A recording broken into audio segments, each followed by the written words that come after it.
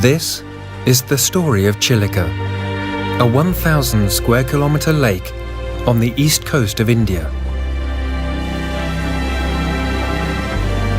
Because of its connection with the Bay of Bengal, Chilika is also a lagoon. And like all coastal lagoons, its waters are rich with life.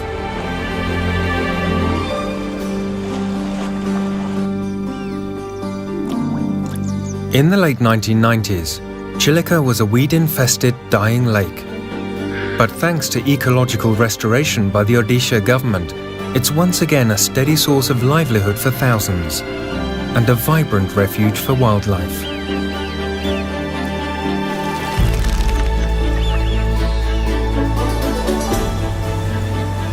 For threatened wetlands everywhere, Chilika's resurrection is a story of hope.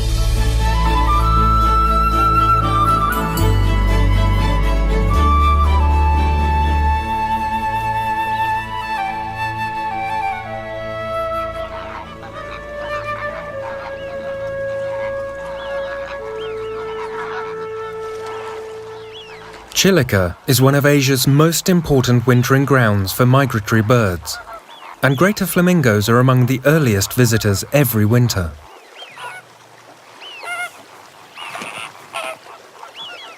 They are believed to come here mainly from the Kutch region of Western India, where they breed. For them, the journey to Chilika is perhaps not such a difficult one. Other migrants are known to travel thousands of kilometers to get here. Many come from as far away as Europe and Central Asia.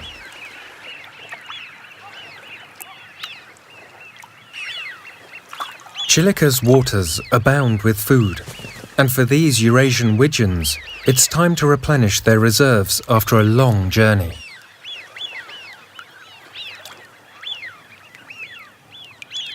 Not all of Chilika's birds are migrants. Some are permanent residents, like the little cormorants.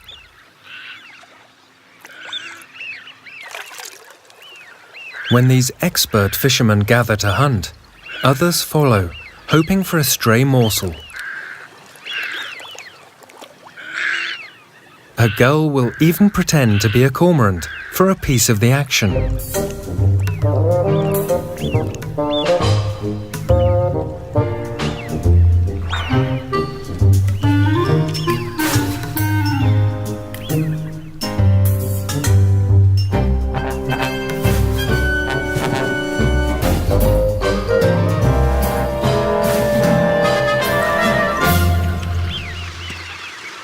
Many species of birds can feed simultaneously in the lake, thanks to different diets. The shape and size of their beaks and legs allows them to exploit different resources.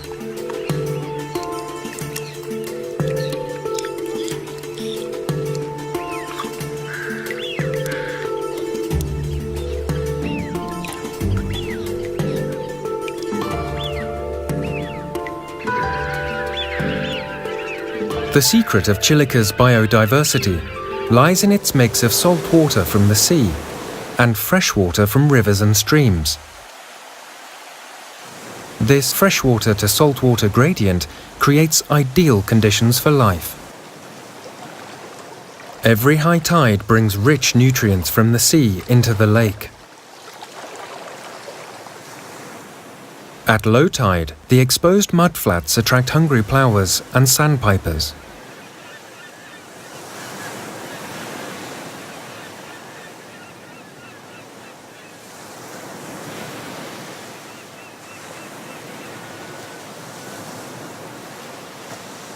For crabs, the mudflats are not just home, but also an important source of food. Hidden in the substrate are microscopic organisms, which the crabs extract with astonishing efficiency.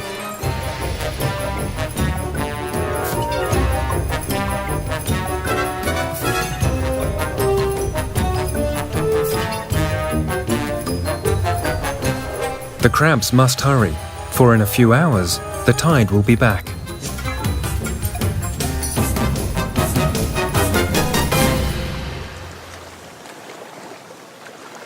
Seawater is Chilika's lifeblood. Without a regular inflow, the lake could die. In fact, from the 1970s to the 90s, Chilika went into a decline when its sea inlets became so choked with silt that seawater was reduced to a trickle. At the same time, inflows from streams and rivers began changing the lake's character, from brackish to fresh.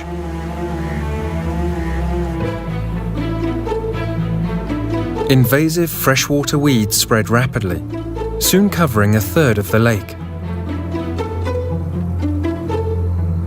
With the water spread shrinking every year, fishing activity and fish catch plummeted.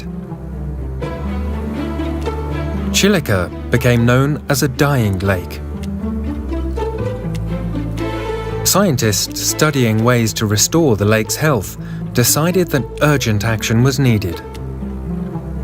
So in September 2000, after rigorous modelling studies, a new mouth was dredged open between the lake and the Bay of Bengal.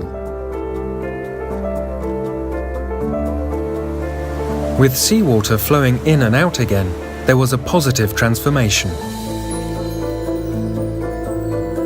As the lake's salinity levels increased, freshwater weeds retreated, and open water was restored. Fish populations recovered, and catches went up significantly. Today, Chilika is a reliable source of livelihood for over 200,000 people. The fisherfolk of Chilika have devised dozens of different methods to catch the lake's fish, prawns, and crabs.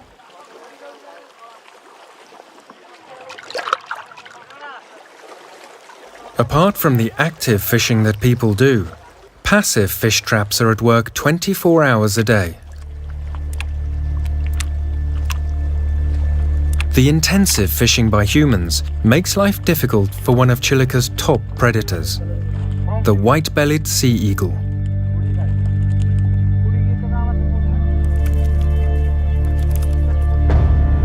With its 7-foot wingspan and keen eyesight, the eagle is a master hunter.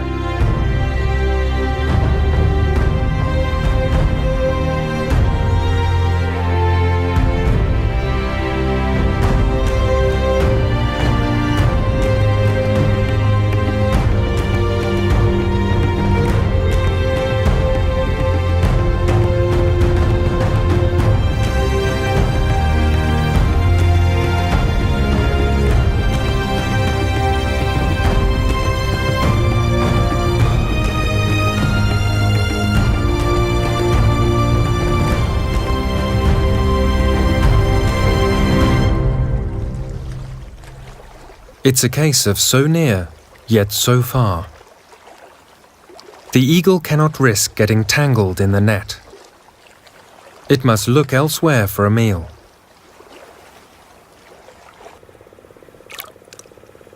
One fish eater that has learned to take advantage of the nets lives underwater, the Irrawaddy dolphin. These beakless dolphins are more closely related to killer whales than to other dolphins. Chilika is home to about 150 of these highly endangered mammals. This species employs a unique spitting behavior while hunting. The intelligent animals have learned that by chasing fish towards the nets, they can catch them easily.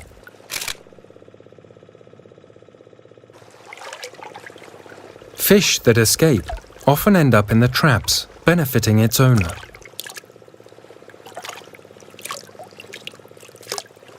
Inevitably, Chilika's dolphins have become a major tourist attraction.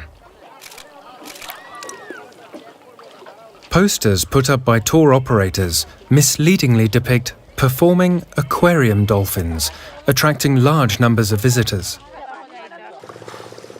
In truth, Chilika's dolphins are extremely shy, and all you see of them most of the time is just a dorsal fin or a tail fluke. Dolphin tourism was initially meant to provide an alternative livelihood to people from just one fishing village that was affected by the opening of the sea mouth. But thanks to its immense popularity, the business has expanded to several hundred boats from many fishing villages. And sadly, most operators show little concern towards these sensitive animals. During the holidays, dolphin frenzy is at its worst.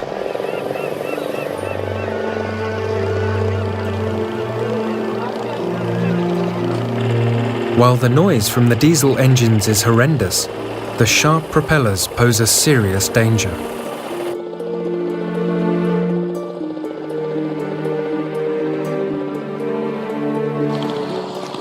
Like hungry predators, the boats pursue the gentle dolphins relentlessly.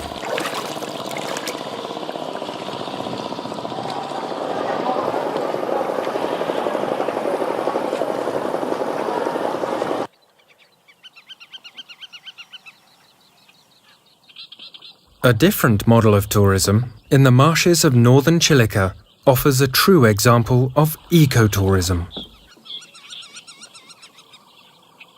Here, reformed bird hunters guide small groups of tourists quietly through a watery wonderland.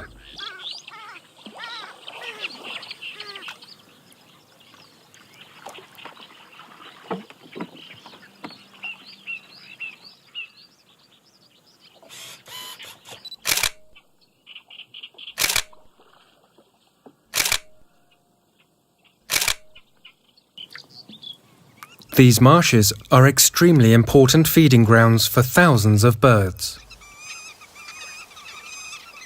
Flocks of black-tailed godwits also use the marshes for resting, until roused by a marsh harrier.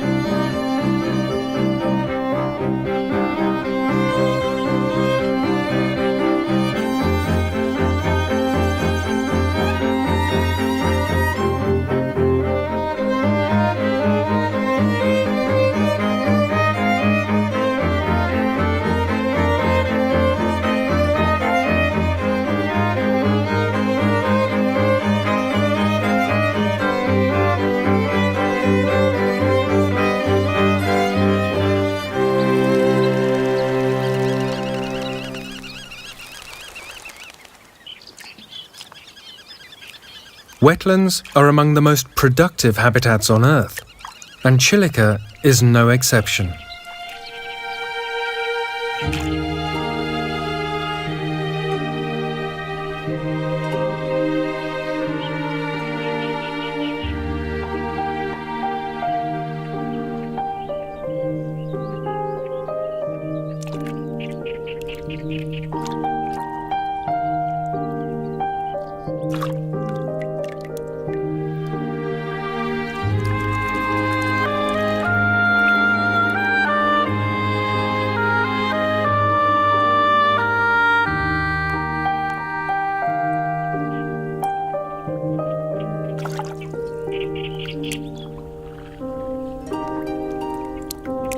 Among the many attractive birds in the marshes, the most eye-catching are the purple swamp hens.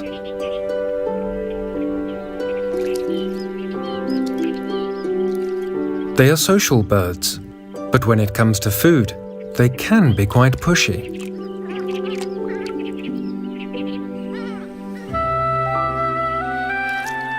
The birds compete for the choice tidbits, but there's plenty to go around.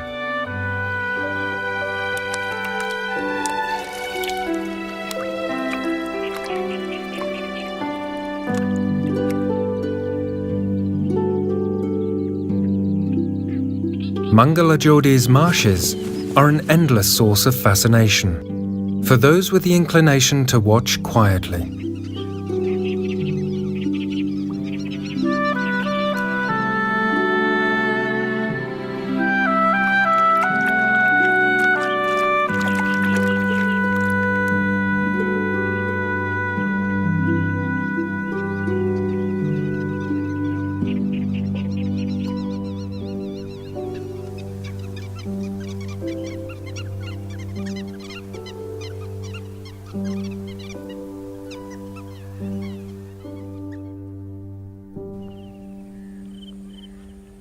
Chilika's rich birdlife, scenic beauty, and vast expanse may present an image of an idyllic paradise. But the lake's problems cannot be ignored. The opening of a new sea mouth may have given dying Chilika a new lease of life.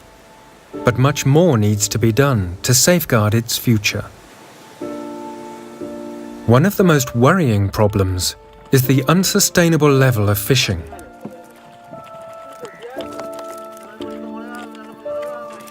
Once, people fished mainly for local consumption. But today, seafood from Chilika is exported all over India and even to other countries. In the pursuit of profit, people catch everything.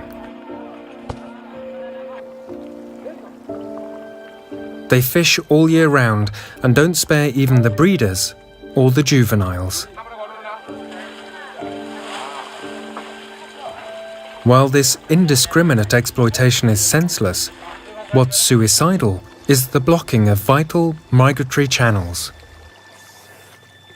86% of the fish species in Chilika need to migrate between the lake and the sea at some stage in their life.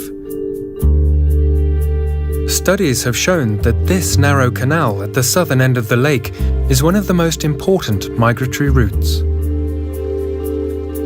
Sadly, illegal nets across this crucial corridor trap virtually every fish that passes through.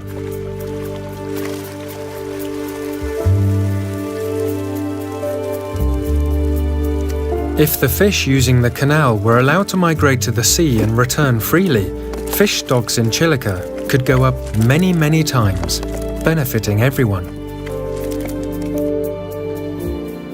Illegal prawn cultivation is another major problem, with vast areas of Chilika cordoned off for the profits of a few. These enclosures exclude both local fisherfolk and dolphins from some of the most productive areas of the lake. With many human pressures growing every day, there is a real danger of drastic resource depletion, which will affect both humans and wildlife. Fortunately, Chilika's few problems can all be solved. Many local communities now realize the need for wise use of natural resources and have shown a willingness to cooperate with the Chilika Development Authority's efforts towards the lake's sustainable management. But Chilika should not be seen merely as a source of livelihood for humans. Its biological diversity is a priceless treasure that must be preserved.